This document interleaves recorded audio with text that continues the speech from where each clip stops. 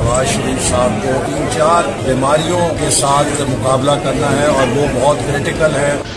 Steroids, insulin اور دیگر ادویات کی ہائی ڈوز سے نواز شریف کے جسم پر سوجن ہو گئی ہے۔ ڈاکٹرز کے مطابق جلد کچھ نہ کیا گیا تو معاملہ ہاتھ سے نکل جائے گا۔ میاں صاحب کا جو پلیٹلیٹ کاؤنٹ ہے وہ ڈینجرسلی لو 2000 تک پہنچ گیا۔ نواز شریف کو ITP کی بیماری ہے، شیو بنانے اور دانت برش کرنے سے روک دیا گیا۔ نواز شریف کی سروسز ہسپتال میں حالت نہ سنبھل سکی، دل کی تکلیف ہو رہی ہے اور ٹریپ کی ٹیسٹ سے دل کا دورہ پڑنے کی تصدیق ہوئی۔ پٹیالہ میں ان کو ہارٹ اٹیک ہوا تھا، ایک ہارٹ اٹیک ان کو نیب کی کسٹڈی میں ہوا تھا۔ سروسز ہاسپٹل میں وہاں پر بھی ایک ہارٹ اٹیک ہوا، ان کو کنٹینیوسلی انجائنا ہوتا تھا اور ڈاکٹرز نے کہا کہ ان کی حالت خطرے میں۔